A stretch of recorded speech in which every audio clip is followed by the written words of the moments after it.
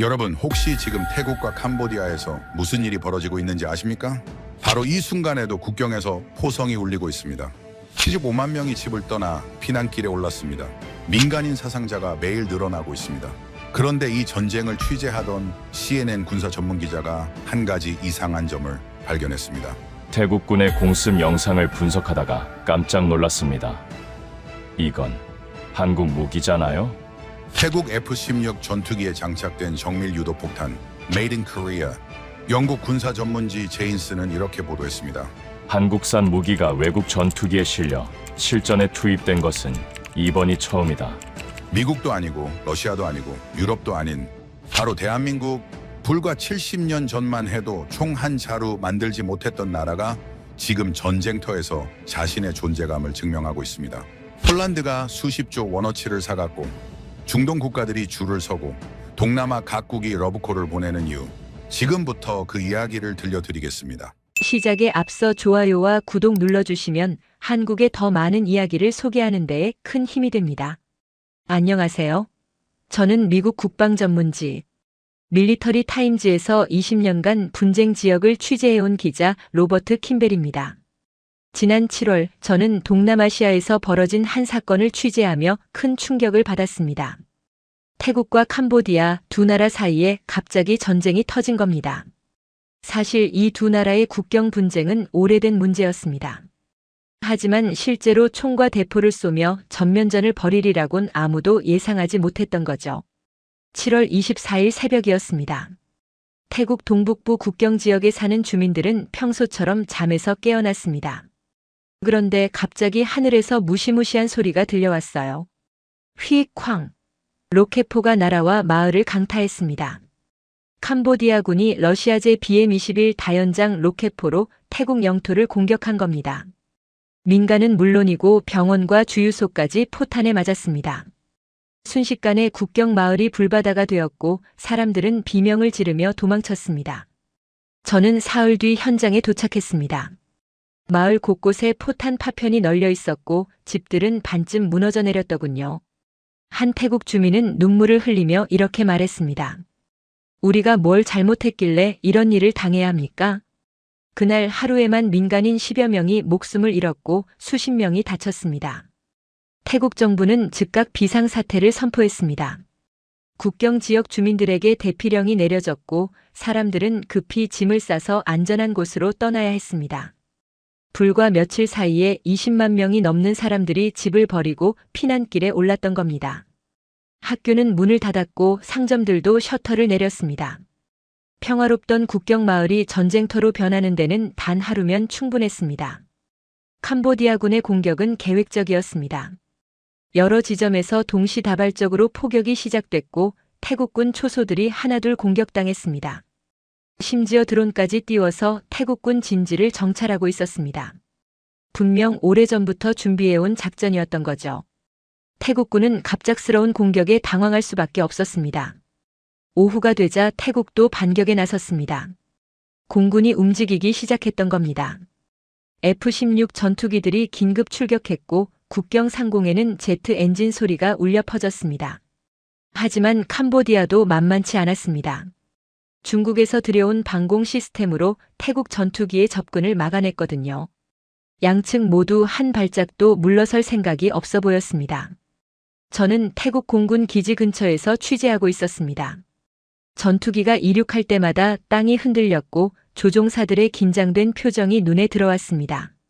한 젊은 조종사는 출격 직전 이렇게 말했습니다. 우리 땅을 지켜야 합니다. 물러설 수 없어요. 그의 눈빛에는 두려움보다 결연함이 담겨 있었습니다. 전투는 며칠째 계속됐습니다. 밤낮 없이 포성이 울렸고 하늘에서는 전투기가 날아다녔습니다. 국경 전역이 전쟁터가 되어버렸던 겁니다. 국제사회는 우려를 표명했지만 실질적인 도움은 없었습니다. 태국과 캄보디아는 각자의 명분을 내세우며 싸움을 멈추지 않았습니다. 그런데 전쟁이 시작되고 나흘째 되던 날 저는 흥미로운 장면을 목격했습니다. 태국 공군 기지에 대형 수송기가 착륙하더군요. 그 안에서 나온 건 무기 상자들이었습니다. 상자에는 한글로 뭔가 쓰여 있었습니다. 저는 한국어를 읽을 줄 몰랐지만 주변 사람들이 한국에서 왔다고 수군거리는 소리를 들을 수 있었습니다. 그때만 해도 저는 별로 신경 쓰지 않았습니다. 태국이 여러 나라에서 무기를 사들이는 게 당연하다고 생각했거든요. 하지만 며칠 뒤 제가 보게 된 광경은 제 생각을 완전히 바꿔놓았습니다. 태국 전투기가 출격해서 캄보디아 군사시설을 정밀 타격하는 영상을 입수했는데 그 무기의 정확도가 놀라웠던 겁니다. 수십 킬로미터 떨어진 목표물을 오차 범위 몇 미터 이내로 정확히 맞추고 있었습니다. 저는 군사 전문가에게 영상을 보여줬습니다.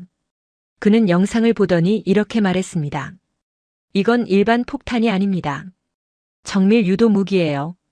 그것도 상당히 고성능이군요. 그리고 잠시 후 그가 덧붙인 말에 저는 깜짝 놀랐습니다. 이거 한국제 아닙니까? 한국.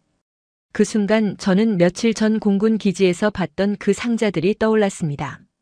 70년 전 전쟁의 폐허 속에서 외국의 도움으로 겨우 살아남았던 나라. 제가 알기로 한국은 자동차와 반도체 그리고 K-팝으로 유명한 나라였습니다. 그런데 이제는 무기까지 만들어서 수출한다는 겁니까? 저는 더 깊이 취재하기 시작했습니다. 그리고 알게 된 사실은 제 예상을 훨씬 뛰어넘었습니다. 한국은 이미 세계 10대 무기 수출국에 진입해 있었고 폴란드를 비롯한 여러 나라에 수십조 원어치의 무기를 팔고 있었던 겁니다. 더 놀라운 건 그 무기들의 성능이었습니다. 미국이나 유럽 제품과 비교해도 전혀 뒤지지 않는데 가격은 훨씬 저렴했습니다. 태국이 한국 무기를 선택한 이유가 바로 거기에 있었습니다. 전쟁은 이미 시작됐고 당장 쓸 수 있는 강력한 무기가 필요했던 겁니다. 미국이나 유럽 무기는 성능은 좋지만 가격이 비쌌고 납품까지 몇 년씩 걸렸습니다. 하지만 한국은 달랐습니다. 합리적인 가격에 빠른 납품, 그리고 검증된 성능까지. 전쟁 중인 나라에게는 완벽한 선택이었던 거죠. 저는 그날 밤 호텔 방에서 한국에 대해 조사했습니다. 1950년대 전쟁으로 모든 게 파괴됐던 나라. 외국의 원조로 겨우 먹고 살았던 나라. 그 나라가 이제는 세계가 인정하는 기술 강국이 되어 있었습니다. 불가능해 보였던 일을 해낸 겁니다. 다음 날 아침 저는 다시 전선으로 향했습니다. 국경 지역에서는 여전히 전투가 계속되고 있었습니다. 하지만 제 머릿속에는 한 가지 생각뿐이었습니다. 한국이라는 나라 정말 대단하구나. 그리고 이 전쟁이 끝나면 꼭 한국에 가서 직접 취재해야겠다고 다짐했습니다. 어떻게 이런 기적 같은 일이 가능했는지 알고 싶었거든요. 전쟁이 터진 뒤 저는 왜 이런 일이 벌어졌는지 알아보기 시작했습니다. 태국과 캄보디아, 이 두 나라의 갈등은 어제 오늘 일이 아니었거든요. 뿌리를 거슬러 올라가면 무려 100년도 넘는 역사가 나왔습니다. 문제의 시작은 프랑스였습니다. 19세기 말 프랑스는 인도차이나 반도를 식민지로 삼았습니다. 캄보디아가 그 식민지에 포함됐지요. 프랑스 관리들은 지도를 그리며 국경선을 정했는데 그게 제멋대로였습니다. 현지 주민들의 의견 같은 건 아예 물어보지도 않았어요. 그냥 책상에 앉아서 자를 대고 선을 그었던 겁니다. 그 선 위에 수백 년 된 고대 사원들이 있었는데도 말이죠.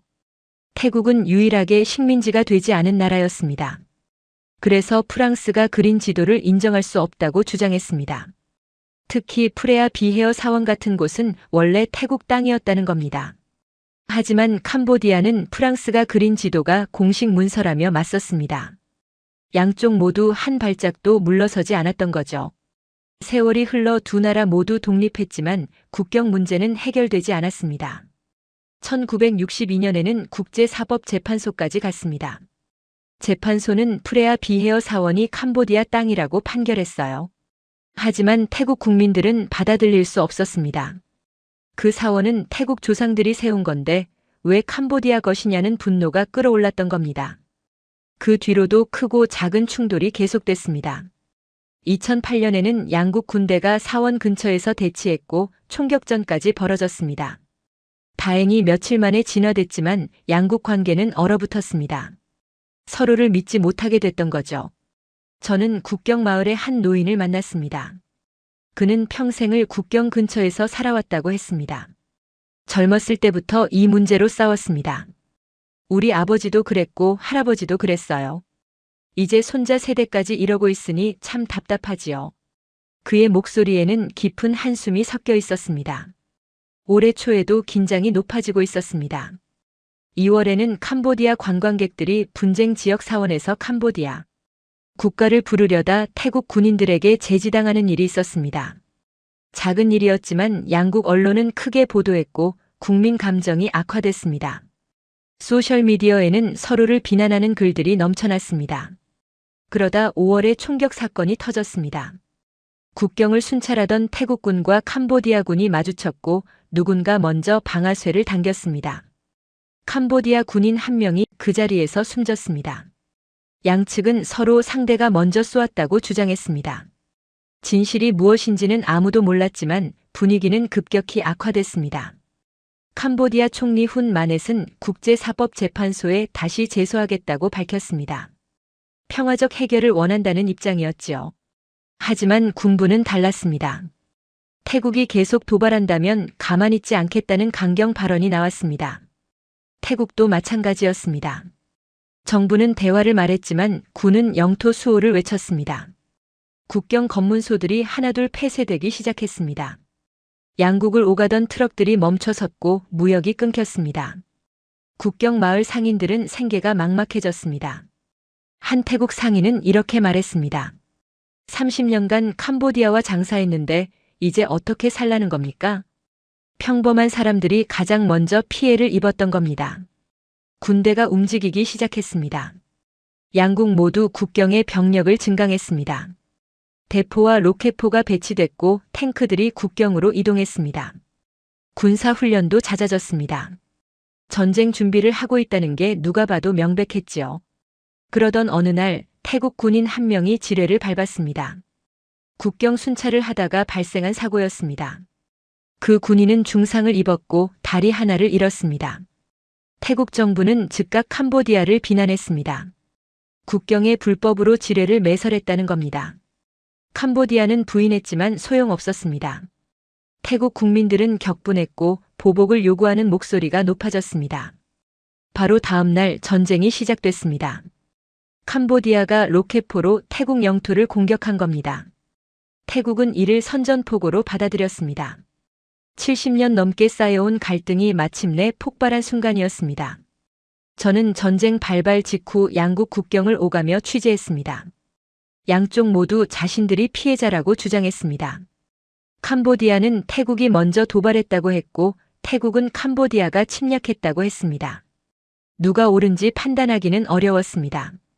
하지만 분명한 건 양국 국민들이 고통받고 있다는 사실이었습니다. 국경 마을에서 만난 한 어머니가 생각납니다. 그녀는 두 아들을 둔 엄마였는데 큰아들은 태국군이었고 작은아들은 민간인이었습니다.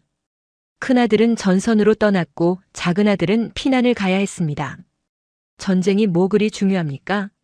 우리 아이들만 안전하면 되는데. 그녀의 눈에는 눈물이 가득했습니다. 역사의 굴레는 참으로 무거웠습니다. 100년 전 프랑스 관리가 그린 선 하나가 지금 수많은 사람들의 목숨을 앗아가고 있었습니다.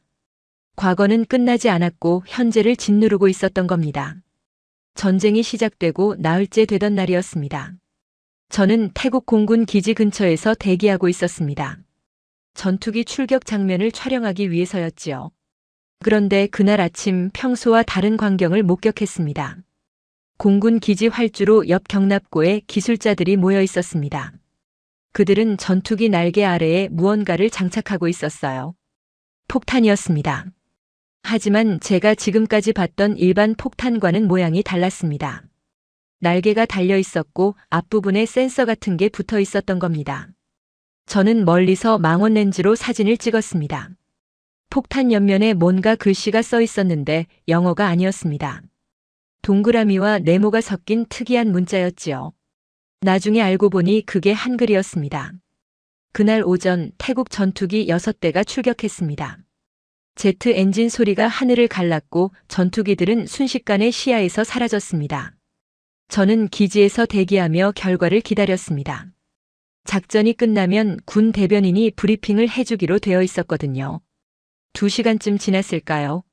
전투기들이 돌아왔습니다. 날개 아래 폭탄은 사라져 있었습니다. 조종사들이 내리더니 서로 엄지를 치켜 세웠습니다. 성공적인 임무였던 모양이었습니다. 오후 브리핑 시간이 됐습니다. 군 대변인은 캄보디아 군사시설 2곳을 정밀 타격했다고 발표했습니다. 로켓포 진지와 탄약 저장소였다고 했지요.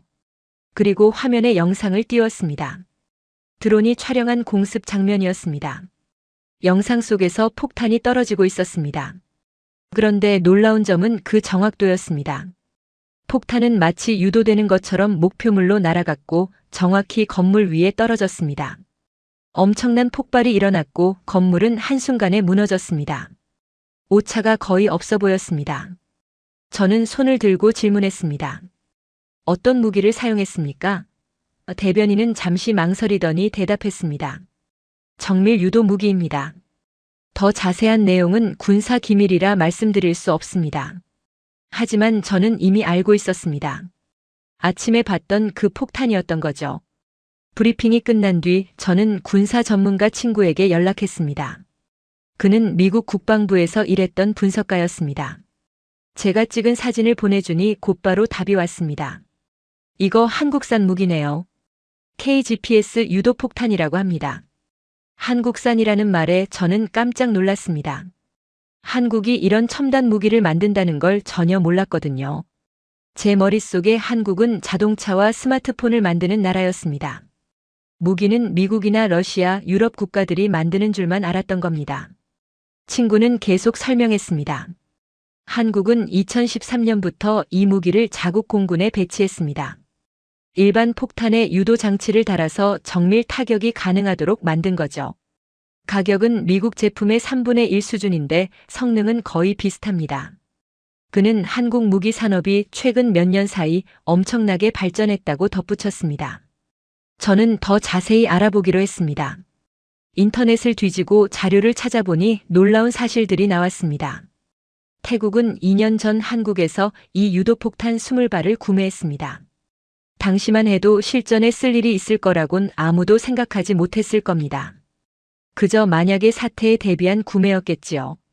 그런데 전쟁이 터지면서 상황이 달라졌습니다. 태국군은 캄보디아의 로켓포 진지를 무력화해야 했습니다.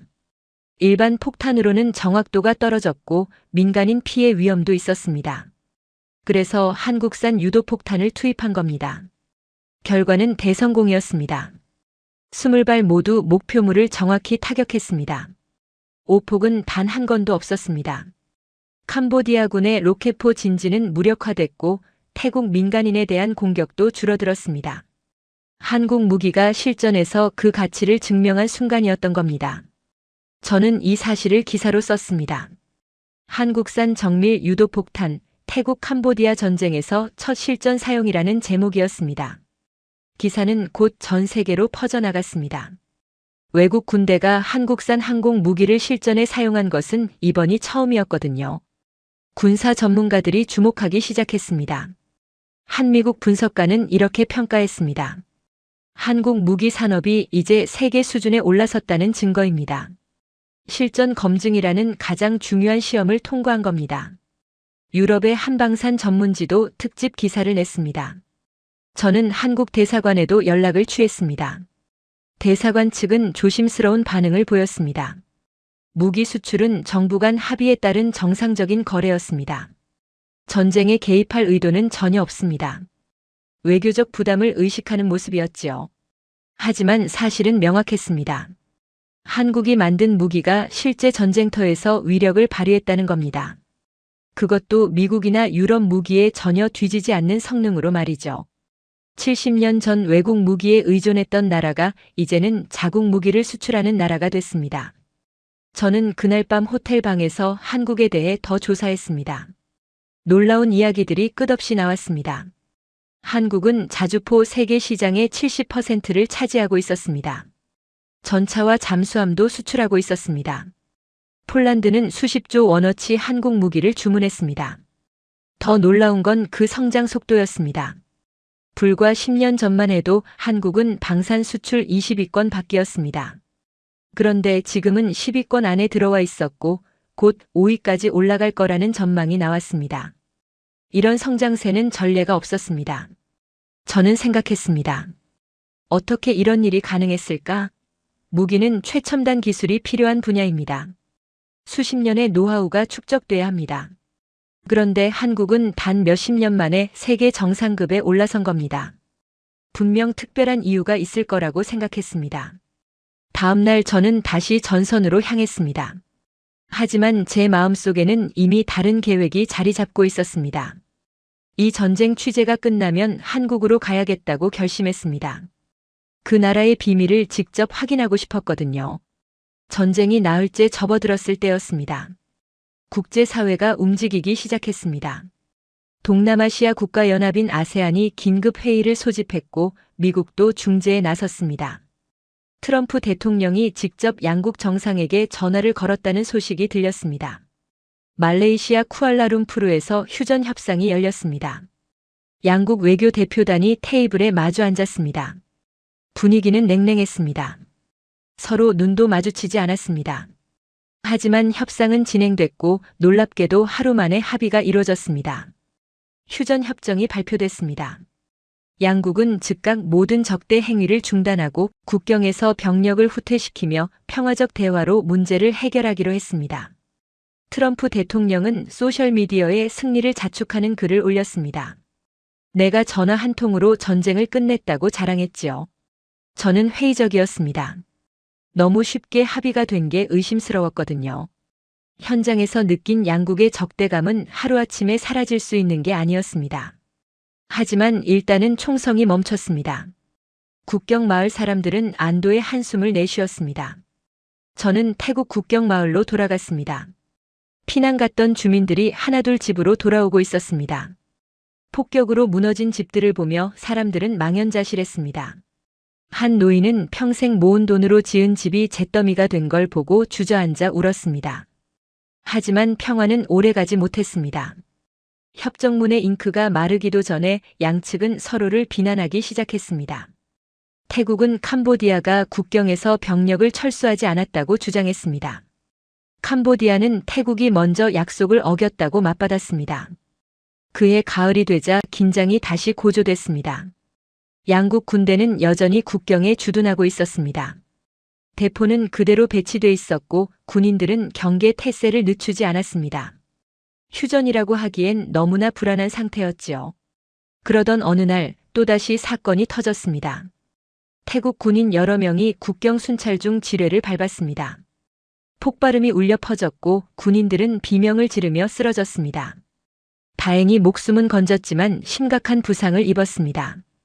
태국 정부는 즉각 캄보디아를 비난했습니다. 휴전 협정을 위반하고 새로 지뢰를 매설했다는 겁니다. 캄보디아는 강력히 부인했습니다. 그곳은 원래 지뢰가 묻혀있던 지역이라고 주장했습니다. 하지만 전문가들이 조사한 결과 지뢰가 비교적 최근에 매설된 것으로 보인다는 의견이 나왔습니다. 태국은 휴전 협정 이행을 즉각 중단한다고 선언했습니다. 더 이상 캄보디아를 신뢰할 수 없다는 이유였습니다. 국경 지역에 다시 긴장감이 돌았습니다. 주민들은 불안해하기 시작했습니다. 며칠 뒤 국경에서 총격 사건이 발생했습니다. 누가 먼저 쏘았는지는 불분명했지만 총알이 오갔고 한 명이 목숨을 잃었습니다. 양측은 또다시 서로를 비난했습니다.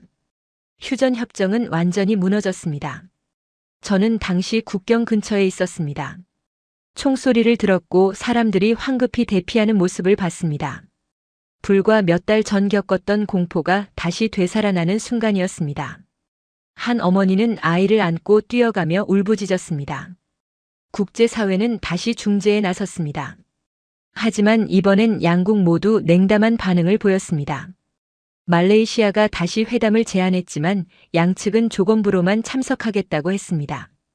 서로 상대가 먼저 사과해야 한다고 주장했던 겁니다. 겨울이 다가왔습니다. 국경의 긴장은 극에 달했습니다. 양국 모두 병력을 증강했고 무기를 더 배치했습니다. 언제든 전쟁이 재개될 수 있는 상황이었지요. 주민들은 가방을 싸놓고 대기했습니다. 총소리가 나면 즉시 떠날 준비를 해둔 겁니다. 그러던 12월 초였습니다. 새벽녘에 갑자기 포성이 울려 퍼졌습니다. 전쟁이 재개된 겁니다. 이번엔 여름보다 훨씬 더 격렬했습니다. 양측 모두 준비를 철저히 해놨거든요. 더 많은 무기가 동원됐고 더 넓은 지역에서 전투가 벌어졌습니다. 저는 급히 현장으로 달려갔습니다. 국경 지역은 이미 전쟁터가 되어 있었습니다. 하늘에서는 전투기가 날아다녔고 땅에서는 대포가 불을 뿜었습니다. 마을 곳곳에서 폭발음이 들렸습니다. 태국 공군이 대규모 공습을 시작했습니다. 전투기 편대가 출격해서 캄보디아 영토 깊숙이 들어갔습니다. 군사시설뿐 아니라 도로와 다리도 폭격했습니다. 캄보디아의 보급로를 차단하려는 전략이었습니다.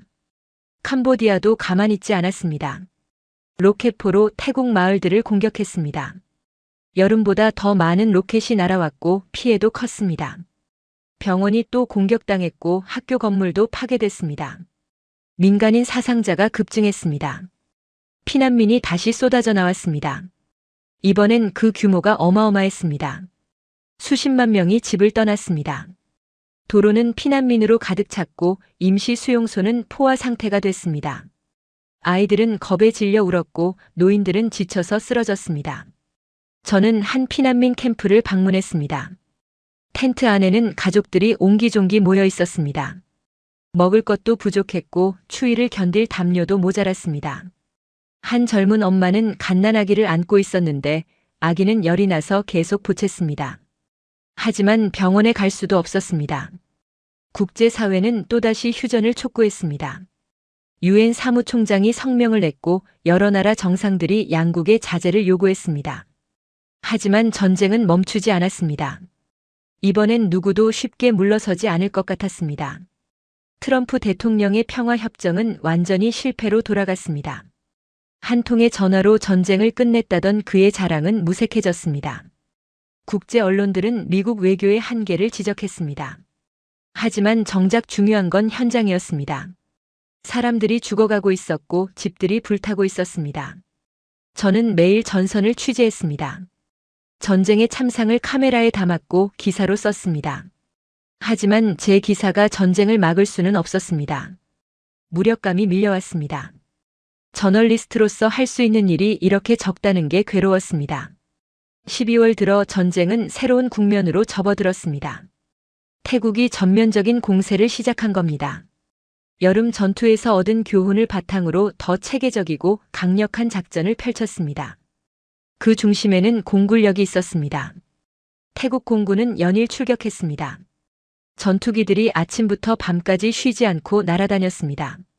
목표물은 캄보디아의 군사시설이었습니다. 탄약창고, 통신기지, 지휘소가 차례로 폭격당했습니다. 한국산 정밀 유도폭탄이 다시 한번 위력을 발휘했습니다. 저는 한 공습 현장을 취재할 기회가 있었습니다. 드론 영상을 통해 실시간으로 공격을 지켜봤습니다. 전투기가 목표물 상공을 지나가며 폭탄을 투하했습니다. 폭탄은 활공하며 목표물로 날아갔고 정확히 건물 지붕을 뚫고 들어갔습니다. 폭발은 내부에서 일어났고 건물 전체가 무너져 내렸습니다. 태국 공군 장교는 자신감에 차 있었습니다. 우리는 원하는 목표물을 정확히 타격할 수 있습니다. 오차 범위가 몇 미터에 불과합니다. 그의 말은 과장이 아니었습니다. 실제로 오폭 사례는 거의 없었습니다. 하지만 민간인 피해는 피할 수 없었습니다. 군사시설이 민간 지역 근처에 있는 경우가 많았거든요. 폭격으로 인한 파편이 주변 마을에 떨어졌고 폭풍으로 건물이 무너졌습니다. 캄보디아 정부는 태국이 고의로 민간인을 공격한다고 비난했습니다. 저는 캄보디아 쪽 국경 마을도 방문했습니다. 폭격을 받은 마을은 처참했습니다. 집들은 반쯤 무너져 있었고 거리에는 파편이 널려 있었습니다. 한 집 앞에서는 가족들이 무너진 벽돌을 치우고 있었습니다. 그 밑에서 시신을 꺼내기 위해서였습니다. 학교 건물도 피해를 입었습니다. 운동장에 큰 구멍이 뚫려 있었고 교실 벽은 무너져 내렸습니다. 다행히 수업 시간이 아니어서 학생들은 없었지만 만약 아이들이 있었다면 끔찍한 참사가 벌어졌을 겁니다. 캄보디아 주민들의 분노는 극에 달했습니다. 한 남성은 주먹을 불끈 쥐며 말했습니다. 태국은 우리 민간인을 죽이고 있습니다. 이건 전쟁 범죄입니다. 그의 목소리는 떨리고 있었지만 분노로 가득 차 있었습니다. 피난민 숫자는 눈덩이처럼 불어났습니다. 캄보디아 쪽에서만 50만 명이 넘는 사람들이 집을 떠났습니다. 태국 쪽도 40만 명이 대피했습니다. 합치면 거의 100만 명에 가까운 숫자였습니다. 이는 동남아시아 역사상 가장 큰 규모의 피난민 사태였습니다. 저는 여러 피난민 캠프를 돌아다녔습니다. 어디를 가도 상황은 비슷했습니다. 텐트가 빽빽이 들어서 있었고 사람들은 최소한의 공간에서 생활하고 있었습니다. 화장실은 부족했고 식수도 모자랐습니다. 위생 상태는 최악이었습니다. 한 캠프에서 만난 노인은 이렇게 말했습니다. 나는 어렸을 때도 전쟁을 겪었습니다. 그때 가족을 잃었지요. 이제 늙어서 또 전쟁을 겪습니다. 대체 언제까지 이래야 합니까? 그의 눈에는 깊은 슬픔이 담겨 있었습니다. 질병도 퍼지기 시작했습니다. 비좁은 공간에 많은 사람이 모여 있다 보니 감염병이 쉽게 번졌습니다. 설사병으로 고생하는 아이들이 많았고 독감도 유행했습니다. 의료진은 턱없이 부족했습니다. 국제 구호단체들이 지원에 나섰습니다. 식량과 텐트, 의약품을 실은 트럭들이 도착했습니다. 하지만 필요한 양에 비하면 턱없이 부족했습니다. 구호 물품을 받기 위해 사람들은 긴 줄을 섰고 때로는 싸움이 벌어지기도 했습니다. 전선에서는 전투가 계속됐습니다. 태국군은 공중 우세를 바탕으로 지상에서도 진격을 시작했습니다.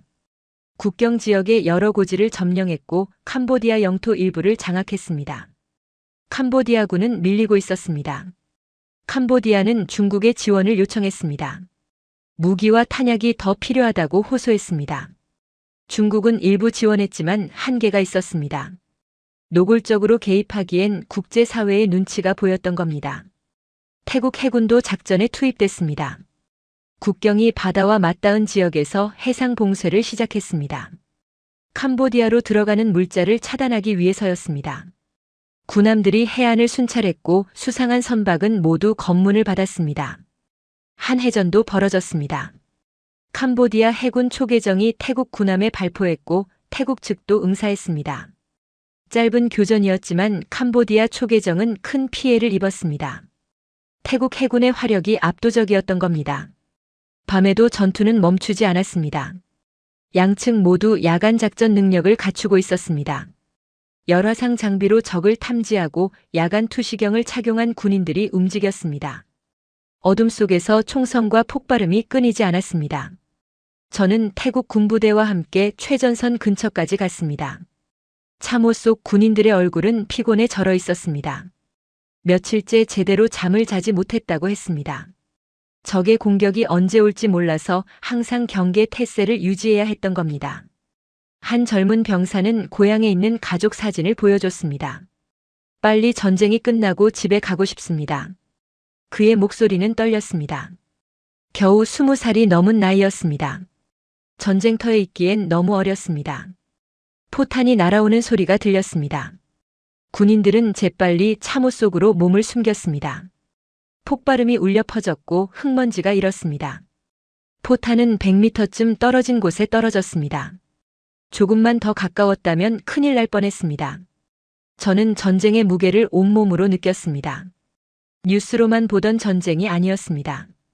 실제로 사람들이 죽고 다치고 고통받고 있었습니다. 저널리스트로서 이 모든 걸 기록해야 한다는 책임감이 무겁게 다가왔습니다. 전쟁이 재개된 지 2주가 지났을 때였습니다. 전선의 지도가 눈에 띄게 변하기 시작했습니다. 태국이 점령한 지역이 점점 늘어났고 캄보디아군은 계속 밀려났습니다. 전문가들은 태국의 압도적 우세를 인정했습니다. 가장 큰 이유는 공군력의 차이였습니다. 태국 공군은 현대화된 전투기와 정밀 무기를 갖추고 있었습니다. 반면 캄보디아 공군은 노후한 장비에 의존하고 있었습니다. 하늘을 장악한 쪽이 전쟁을 지배한다는 군사 원칙이 그대로 적용됐던 겁니다. 저는 캄보디아 측 상황을 알아보기 위해 국경을 넘었습니다. 위험했지만 취재를 위해서는 어쩔 수 없었습니다. 캄보디아 군부대 근처에 도착했을 때 그곳 분위기는 암울했습니다. 한 캄보디아 지휘관과 이야기를 나눴습니다. 그는 숨기려 했지만 좌절감이 역력했습니다. 우리는 최선을 다하고 있습니다. 하지만 상대의 화력이 너무 강합니다. 그의 말에는 힘이 없었습니다. 보급 문제가 심각했습니다.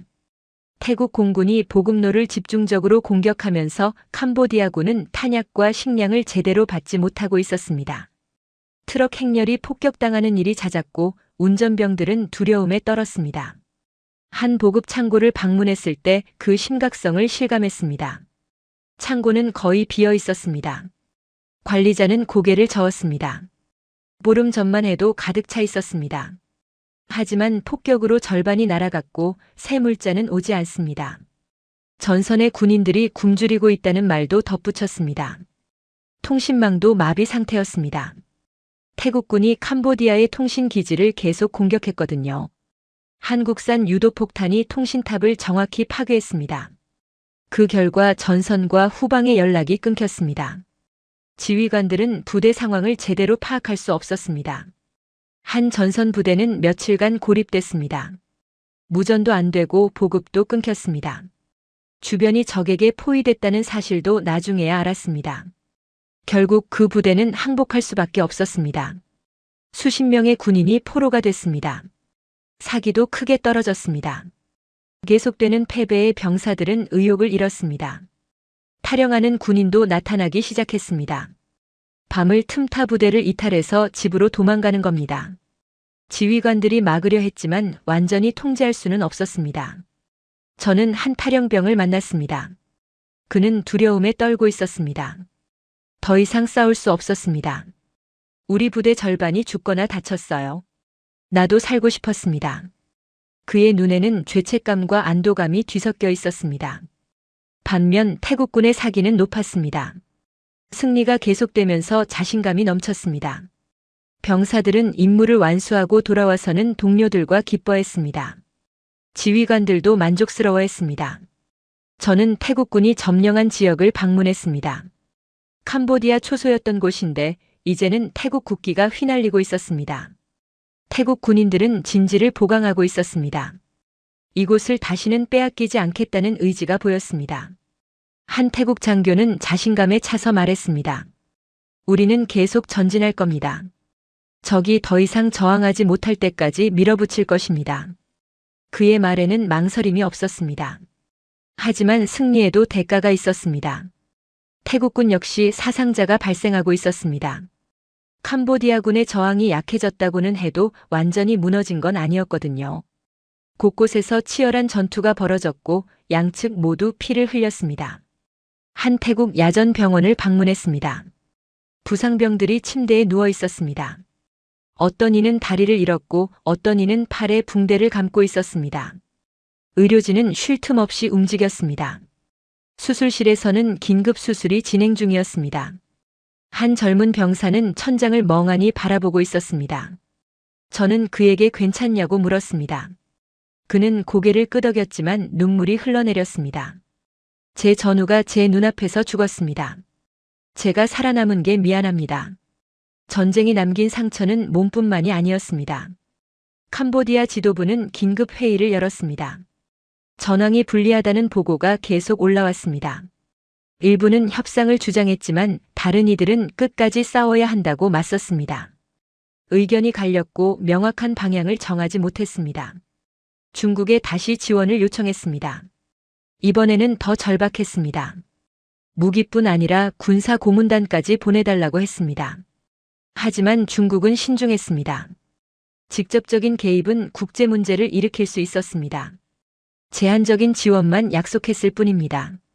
국제사회는 여전히 중재를 시도했습니다. 유엔 특사가 양국을 방문했습니다. 휴전을 호소했지만 양측 모두 귀를 기울이지 않았습니다. 태국은 이기고 있었고 캄보디아는 지고 있다는 걸 인정하고 싶지 않았습니다. 저는 매일 전선을 오가며 취재했습니다. 한쪽에서는 승리의 환호를, 다른 쪽에서는 패배의 절규를 들었습니다. 하지만 양쪽 모두 고통받고 있다는 사실은 같았습니다. 전쟁에는 진정한 승자가 없다는 걸 다시 한번 깨달았습니다. 며칠 뒤 태국군은 또 하나의 중요한 거점을 점령했습니다. 전략적 요충지였던 고지였습니다. 캄보디아군은 밤새 반격을 시도했지만 실패했습니다. 태국의 우세는 더욱 확고해졌습니다. 저는 그날 밤 호텔 방에서 지도를 펼쳐놓고 바라봤습니다. 붉은 표시가 된 곳이 태국이 점령한 지역이었습니다. 2주 전에 비해 붉은 영역이 2배로 늘어나 있었습니다. 이 추세라면 전쟁은 조만간 끝날 것 같았습니다. 하지만 끝이 보인다고 해서 고통이 줄어드는 건 아니었습니다. 오히려 막바지의 발악이 더 치열할 수도 있었습니다. 저는 앞으로 어떤 일이 벌어질지 걱정이 됐습니다. 전면전이 시작된 이후 국제사회의 우려는 더욱 커졌습니다. 유엔 안전보장이사회가 긴급 회의를 소집했습니다. 각국 대표들이 모여 동남아시아 사태를 논의했습니다. 하지만 결과는 실망스러웠습니다. 회의장에서는 설전이 벌어졌습니다. 미국과 유럽 국가들은 태국을 두둔했습니다. 캄보디아가 먼저 도발했다는 입장이었지요. 반면 중국과 러시아는 캄보디아 편을 들었습니다. 태국의 과도한 무력 사용을 비난했습니다. 결의안 초안이 나왔지만 통과되지 못했습니다. 중국이 거부권을 행사한 겁니다. 미국도 반대했습니다. 강대국들의 이해관계가 얽히면서 유엔은 아무것도 하지 못했습니다. 또다시 유엔의 무력함이 드러난 순간이었습니다. 저는 유엔 본부에서 한 외교관을 만났습니다. 그는 좌절감을 숨기지 않았습니다. 우리는 평화를 원합니다. 하지만 강대국들이 자기 이익만 챙기니 아무것도 할 수 없습니다. 그의 목소리에는 분노가 섞여 있었습니다.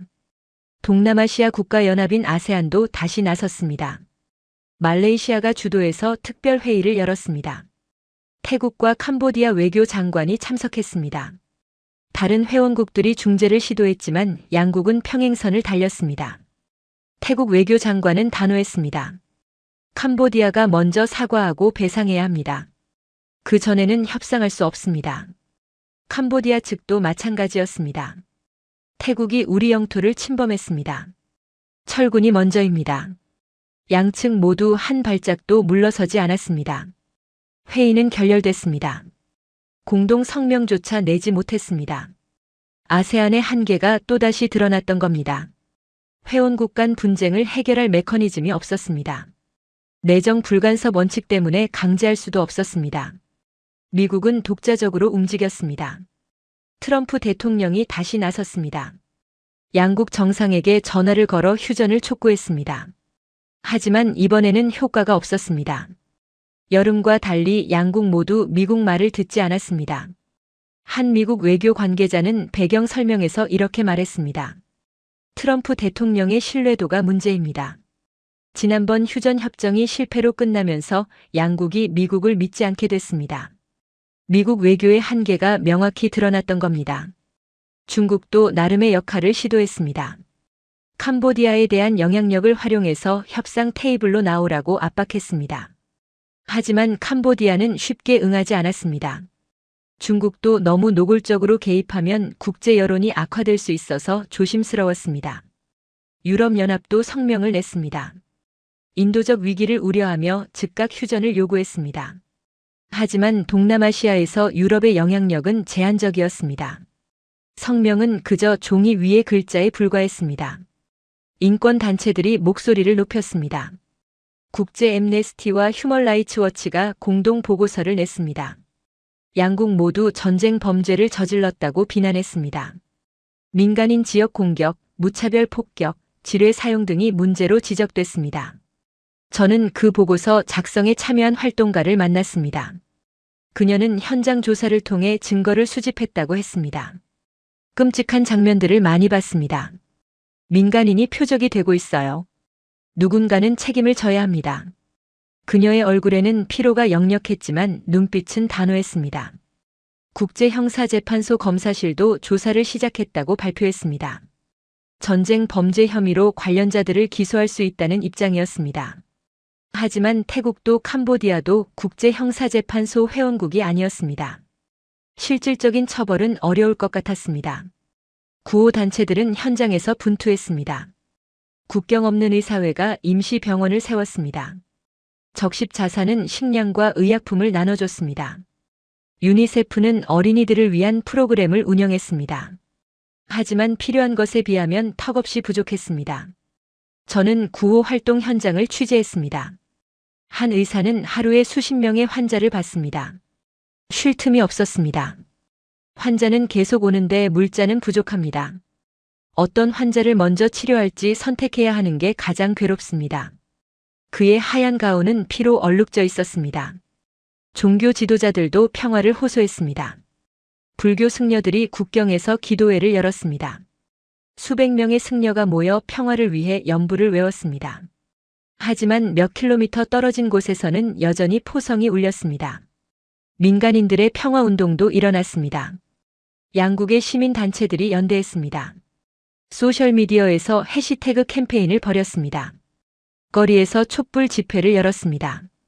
전쟁을 멈춰라는 구호를 외쳤습니다. 하지만 정부는 움직이지 않았습니다. 오히려 반전운동을 탄압했습니다. 태국에서는 시위 주동자들이 체포됐습니다. 캄보디아에서도 비슷한 일이 벌어졌습니다. 비판적인 언론인들이 감시를 받았습니다. 저도 위협을 받았습니다. 익명의 전화가 걸려왔습니다. 당신 기사가 우리나라에 불리합니다. 조심하는 게 좋을 겁니다. 누가 걸었는지는 몰랐지만 분명 정부 쪽이었을 겁니다. 하지만 저는 취재를 멈추지 않았습니다. 주변 국가들도 불안해했습니다. 라오스와 베트남은 국경 경비를 강화했습니다. 혹시라도 전쟁이 확대될까봐 걱정했던 겁니다. 영내 전체가 긴장 상태에 빠졌습니다. 경제적 타격도 컸습니다.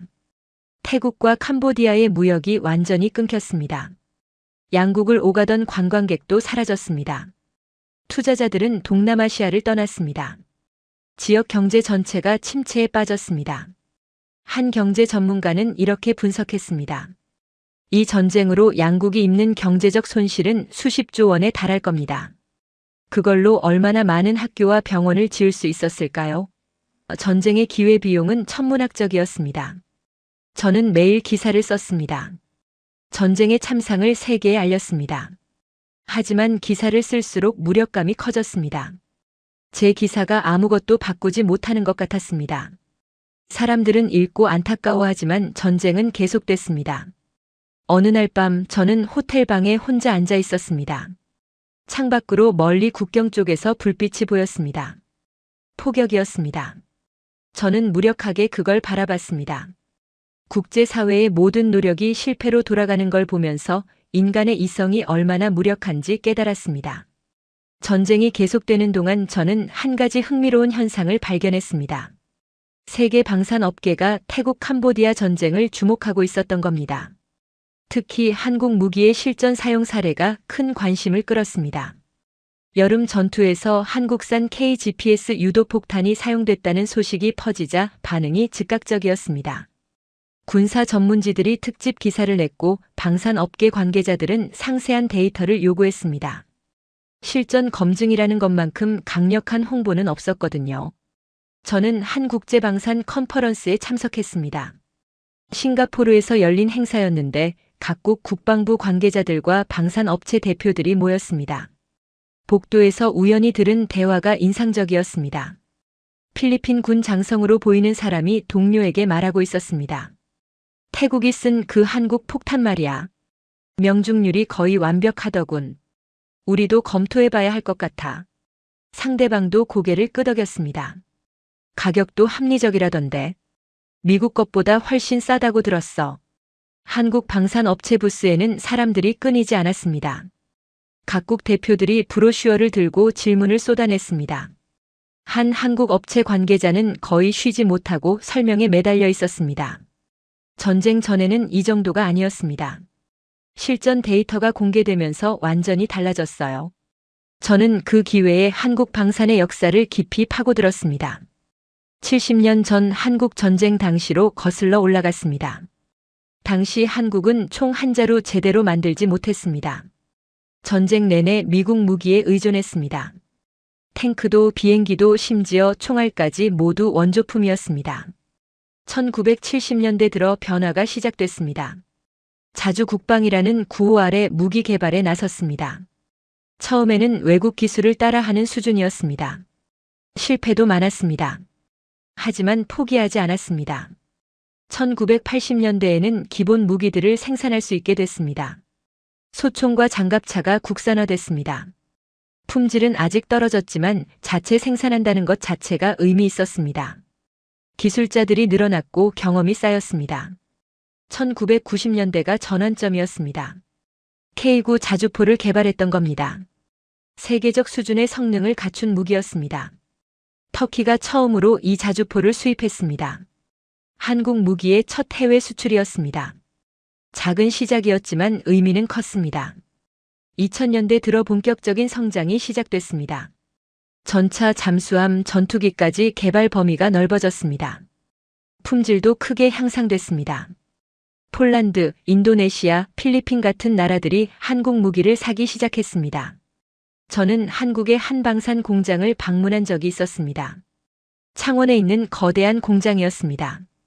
최첨단 로봇들이 부품을 조립하고 있었고 기술자들이 컴퓨터 앞에서 설계도를 들여다보고 있었습니다.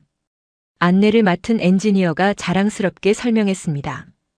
우리 자주포는 분당 6발을 쏠 수 있습니다. 세계에서 가장 빠른 속도죠. 자동 장전 시스템 덕분입니다. 그는 화면에 영상을 띄워 보여줬습니다. 자주포가 연속으로 포탄을 발사하는 장면이었습니다. 한국 방산의 강점은 여러 가지였습니다. 첫째는 가격 경쟁력이었습니다. 독일제 자주포가 대당 100억 원이라면 한국제는 50억 원 수준이었습니다. 성능은 비슷한데 가격은 절반이었던 겁니다. 둘째는 납품 속도였습니다. 유럽 업체들은 주문받으면 2년에서 3년을 기다려야 한다고 했습니다. 생산 일정이 빡빡했거든요. 하지만 한국은 달랐습니다. 긴급하면 몇 달 안에도 납품이 가능했습니다. 생산 능력이 뛰어났던 겁니다. 폴란드 사례가 대표적이었습니다. 2022년 러시아 위협을 느낀 폴란드는 급하게 군사력을 강화해야 했습니다. 독일에 무기를 주문했지만 3년을 기다려야 한다는 답이 돌아왔습니다. 폴란드는 한국으로 눈을 돌렸습니다. 한국은 4개월 만에 첫 물량을 보냈습니다. 탱크 10대와 자주포 28문이었습니다. 폴란드군은 감탄했습니다. 품질도 완벽했습니다. 그 뒤로 폴란드는 수십조 원어치를 추가 주문했습니다. 한국 방산 역사상 최대 규모 계약이었습니다. 셋째는 실전 검증이었습니다. 한국은 70년간 북한과 대치해왔습니다. 무기가 실전에서 작동하지 않으면 나라가 위험해지는 상황이었습니다. 그래서 품질 관리가 극도로 엄격했습니다. 사계절 기후에서 산악 지형까지 온갖 조건에서 테스트했습니다. 한 군사 평론가는 이렇게 분석했습니다. 한국 무기는 실전을 전제로 만들어집니다. 전시장용이 아닙니다. 그게 신뢰도를 높이는 겁니다. 실제로 한국군이 사용하는 무기를 그대로 수출했기 때문에 성능을 믿을 수 있었습니다. 넷째는 기술 이전이었습니다. 한국은 무기를 팔 때 기술도 함께 넘겨줬습니다. 구매국이 자체 생산할 수 있도록 도왔습니다. 공장 건설도 지원했습니다. 서구 국가들이 꺼리는 부분을 한국은 적극적으로 했던 겁니다. 태국 전쟁은 이런 장점들을 세계에 확실히 보여준 계기가 됐습니다. 카탈로그 수치가 아니라 실제 전투 데이터였습니다. 한국산 유도폭탄이 수십 킬로미터 떨어진 목표물을 정확히 타격하는 영상이 공개됐습니다. 오차 범위 5m 이내, 명중률 거의 100%. 군사 전문가들이 놀라워했습니다. 미국 국방분석가 한 명은 보고서에 이렇게 썼습니다. 한국의 정밀 유도 무기 기술이 이 정도일 줄 몰랐다. 이제 한국을 서구와 동등한 수준으로 봐야 한다. 영국 군사 전문지도 특집을 실었습니다. 저는 여러 나라 국방 관계자들을 인터뷰했습니다. 동남아시아 한 국가 국방장관은 솔직하게 말했습니다. 우리도 중국과 영토 분쟁이 있습니다. 만약의 사태에 대비해야 하죠. 한국 무기가 매력적으로 보입니다. 중동 지역 한 왕국의 무관도 관심을 보였습니다. 사우디가 이미 한국 무기를 샀다고 들었습니다. 우리도 검토 중입니다. 가격 대비 성능이 훌륭하다는 평가더군요. 그는 구체적인 나라 이름은 밝히지 않았지만 진지했습니다. 유럽에서도 반응이 있었습니다. 루마니아와 체코가 한국과 접촉했다는 소식이 들렸습니다. 발트 3국도 관심을 표명했습니다. 러시아 위협을 느끼는 나라들이었습니다. 폴란드 사례를 본 그들은 한국 무기에 주목했습니다. 한국 정부도 적극 나섰습니다. 대통령이 해외 순방할 때마다 방산 수출을 챙겼습니다. 국방장관이 직접 각국을 방문해서 한국 무기를 소개했습니다. 정부 차원의 세일즈였던 겁니다. 통계가 이를 증명했습니다. 한국 방산 수출액은 매년 증가했습니다. 10년 전만 해도 연간 20억에서 30억 달러 수준이었습니다. 그런데 최근 몇 년 사이 폭발적으로 늘었습니다. 지난해에는 170억 달러를 넘어섰습니다. 세계 방산 시장 점유율도 올라갔습니다. 10년 전 1%에 불과했던 것이 이제는 3% 가까이 됐습니다. 세계 순위도 20위권 밖에서 10위권 안으로 뛰어올랐습니다. 전문가들은 한국이 곧 세계 5위 무기 수출국이 될 거라고 전망했습니다. 스톡홀름 국제평화연구소의 분석가는 이렇게 말했습니다. 현재 추세라면 2027년쯤 5위 진입이 가능합니다. 한국의 성장세는 이례적입니다. 저는 한국의 성공 비결이 궁금했습니다. 어떻게 이렇게 빠른 시간에 세계 정상급으로 올라설 수 있었을까요? 여러 전문가들과 이야기하며 답을 찾았습니다. 첫째는 교육이었습니다. 한국은 우수한 공학도들을 길러냈습니다. 대학에서 첨단 기술을 배운 젊은이들이 방산업체로 갔습니다. 그들이 기술 개발의 주역이 됐던 겁니다. 둘째는 민간 기술의 접목이었습니다. 한국은 반도체 강국이었습니다. 조선 강국이기도 했습니다. 자동차 산업도 발달했습니다. 이런 민간 기술이 방산에 융합됐습니다. 반도체 기술로 정밀 센서를 만들고 조선 기술로 군함을 건조했습니다. 셋째는 끈기였습니다. 처음엔 실패도 많았습니다. 외국에서 무시당하기도 했습니다. 하지만 포기하지 않았습니다. 실패해서 배우고 다시 도전했습니다. 그렇게 70년을 쌓아 올렸던 겁니다. 저는 한 한국방산연구원을 인터뷰했습니다. 30년간 무기 개발에 매달린 사람이었습니다. 쉽지 않았습니다. 기술도 없고 경험도 없었으니까요. 하지만 우리나라 안보가 걸린 문제였습니다. 반드시 해내야 했습니다. 그의 눈빛에는 자부심이 담겨 있었습니다. 전쟁이 계속되는 동안 한국 방산업계는 바빴습니다. 각국에서 날아온 문의에 답하느라 정신이 없었습니다. 공장은 24시간 가동됐습니다. 주물량을 맞추기 위해 직원을 추가로 뽑았습니다. 한국 방산 주식도 급등했습니다. 투자자들이 몰려들었습니다. 수출 전망이 밝으니 당연한 반응이었습니다. 한국 경제 전체에도 호재였습니다. 방산이 새로운 성장 동력으로 떠올랐던 겁니다. 하지만 모든 게 긍정적이지만은 않았습니다. 비판도 있었습니다. 평화단체들은 무기 수출 증가를 우려했습니다. 무기를 팔면 결국 전쟁에 기여하는 겁니다. 한국이 죽음의 상인이 되어서는 안 됩니다. 한 활동가의 말이었습니다. 한국 내에서도 논쟁이 있었습니다. 경제적 이익과 윤리적 책임 사이에서 고민하는 목소리들이었습니다. 무기를 팔아서 돈을 벌어야 하는가, 평화를 위해 자제해야 하는가. 쉽지 않은 질문이었습니다. 한국 정부는 신중한 입장을 보였습니다. 우리는 동맹국과 우방국에만 무기를 수출합니다. 방어 목적이 명확한 경우에만 승인합니다. 평화를 해치는 수출은 하지 않습니다. 국방부 대변인의 말이었습니다. 저는 이 복잡한 문제에 대해 명확한 답을 내릴 수 없었습니다. 한편으로는 한국의 기술 발전이 놀라웠습니다. 불가능해 보였던 일을 해낸 겁니다. 폐허에서 시작해서 세계 정상급이 됐습니다. 하지만 다른 한편으로는 마음이 무거웠습니다. 그 무기들이 실제로 전쟁터에서 쓰이고 있었습니다. 태국 국경에서 한국산 폭탄이 떨어질 때마다 건물이 무너지고 사람이 다쳤습니다. 저는 전선 근처 병원에서 부상당한 캄보디아 민간인을 본 적이 있었습니다. 젊은 여성이었는데 다리에 심한 부상을 입었습니다. 의사는 절단할 수밖에 없다고 했습니다. 그녀는 울먹이며 물었습니다. 저는 아무 잘못도 없는데 왜 이런 일을 당해야 합니까? 그 장면이 제 머릿속을 떠나지 않았습니다. 기술의 발전과 인간의 고통, 경제적 성공과 윤리적 딜레마, 이 모든 게 뒤섞여 있었습니다. 전쟁은 여전히 계속되고 있었습니다. 총성은 멈추지 않았고 사람들은 계속 죽어갔습니다.